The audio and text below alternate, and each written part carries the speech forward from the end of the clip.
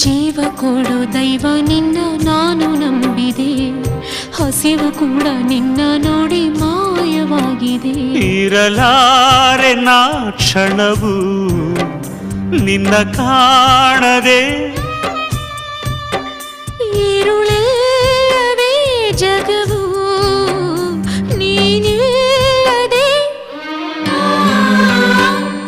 ಬ್ರಹ್ಮ ಬರೆದ ಹಾಡೆಯಲ್ಲಿ ಅಂತ್ಯ ಏನಿದೆ, ಸುಖ ದುಃಖ ಎರಡು ಅವನ ಸೂತ್ರದಲ್ಲಿದೆ.